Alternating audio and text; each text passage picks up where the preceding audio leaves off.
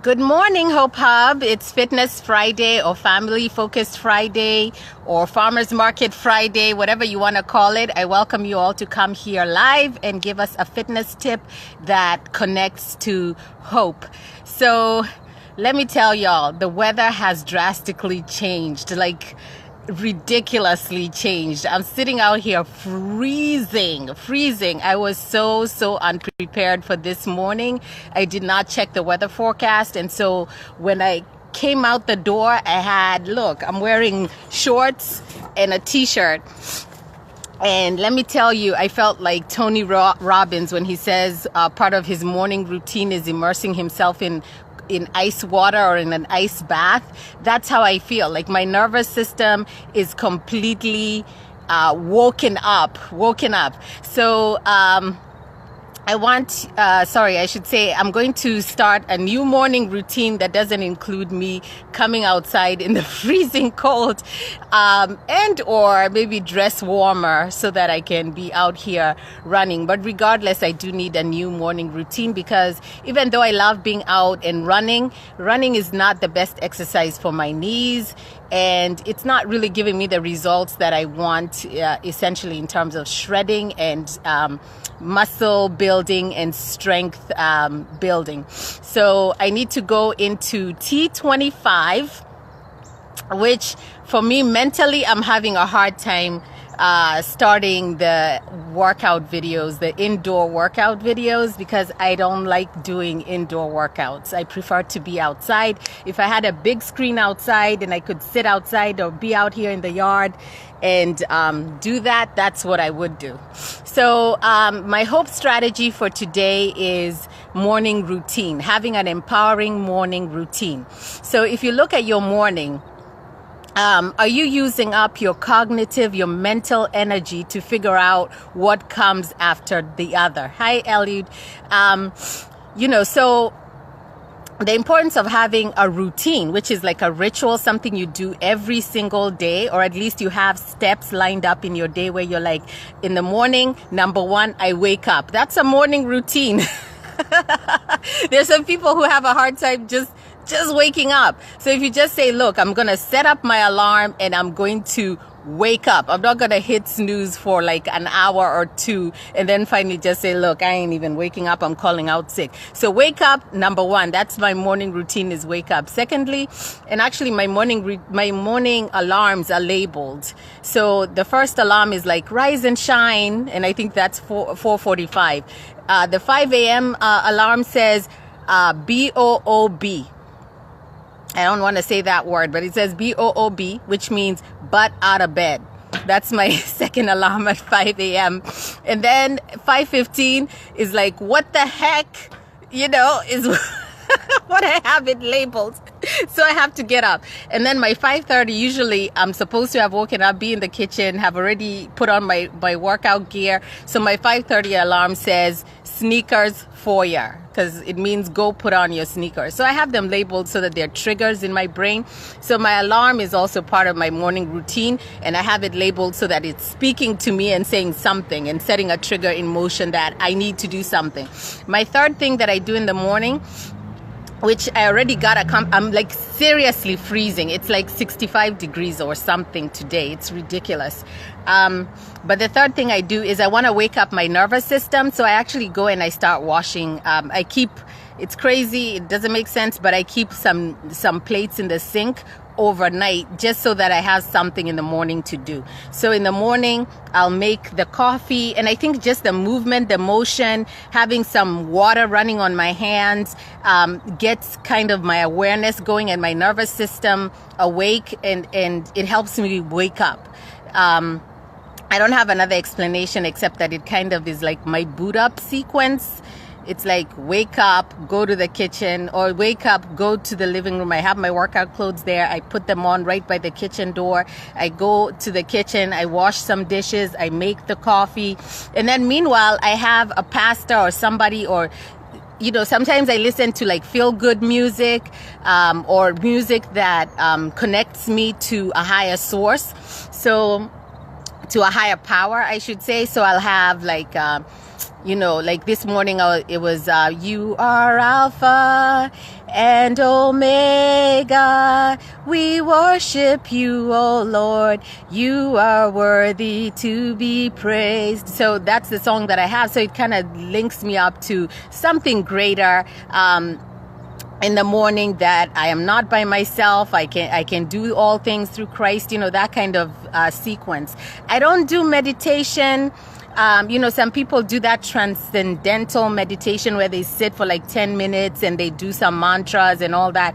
I can't. I just can't. It's really hard for me to shut my brain off to that extent where I'm just kind of staring in one place and doing a pose and doing mantras. No. So what I do is I listen to feel good music in the morning, and that wakes me up.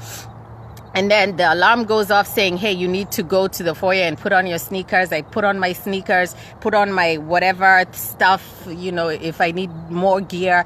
And then I walk out. And let me tell you, every single day, exactly at the same time at 5:35, when I walk out the door, Mr. Earl, my neighbor, is right by, he's like the next door neighbor.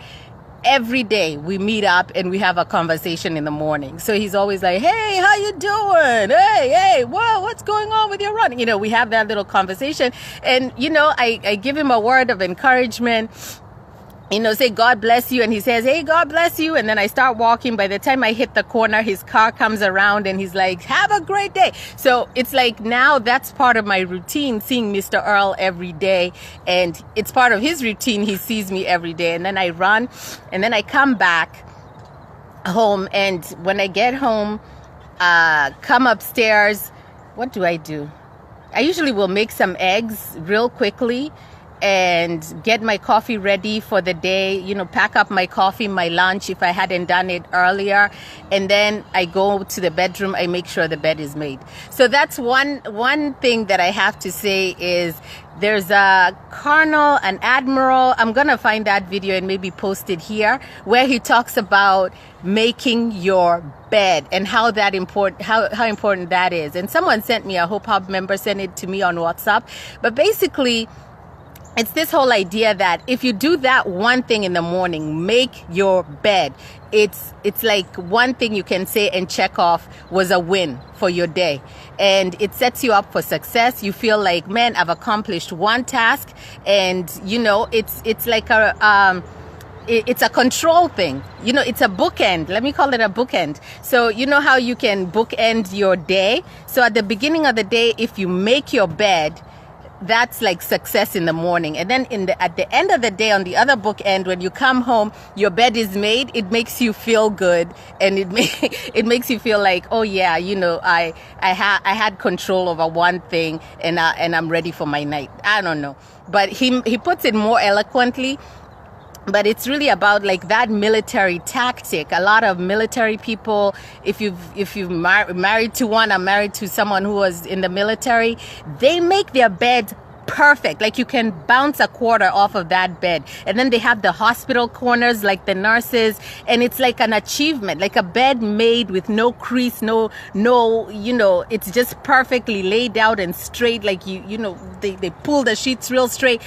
I don't know what it is. It's a military thing, but I think it's really about like, regardless of what's going on outside, regardless of all the distractions, regardless of how much disorganization there is in the world, you made your bed and you made it perfectly. And you have that control over something in your life that shows that there is order in the midst of chaos, that there's organization, and you can check that off as one thing accomplished. And it seems small, but it's important. It matters. It matters to military people. So anyway, look up that Cardinal Mark.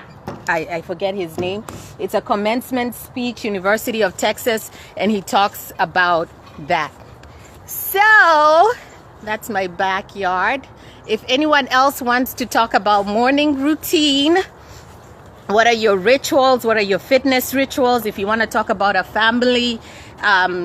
family-oriented talk, 5-Minute Friday. If you want to give a hope strategy to someone, something you're doing that's empowering you, that's keeping you hopeful, please do. If you want to share a testimony, thank you, Elise, for sharing your testimony yesterday. I was crying buckets, girl, buckets, because I felt I've been there, done that. I've been in that same situation where I was suicidal, and now I look back and I'm like, man, like really, like how did I get to that point where I was completely hopeless and I had no hope? How did I get to the point where I was like, I'm gonna take myself out, I'm gonna take my son out, there's no point in me living in this life? It's crazy. It's crazy that our minds can get to that low point. And as you said, like you had signs. I'll do a talk one day about signs, because you were talking about how you went and you saw a sign next to a church, and it was a message that was directly to you. Well, that happened to me through license plates and number plates. And it's crazy. I didn't want to tell anybody that I was going out, and every car, like even on my street, I would be driving and the car right in front of me would say, you know how they have those custom number plates where you can have a name? The car in front of me would say Hope, or the number plate would be Hope 21, or GER 2911, which is Jeremiah 2911, or Love, or Jesus Saves, or something like that, where I was just like seriously? And it would be number plates, license plates with messages everywhere. And today I'm constantly driving looking for those license plates. Like, how come I don't see license plates anymore with messages? I used to see them all the time when I was going through depression. And so I think God does reach out to us individually when we're going through a life circumstance, and he's sending messages to you directly. And it may seem like you don't even want to tell someone that these are messages that I'm seeing everywhere, because you think they'll think you're crazy, but it's so true. So I'm so glad that you validated that for me. And y'all have a wonderful fitness-focused family, finance, whatever you want to share here on the Hope Hub that's a strategy for you, a testimony, financial, family testimony, fitness testimony, hope strategy tips. Come share. Open place. The doors are open. You're invited. Welcome. All right. Have a great day, y'all. Peace.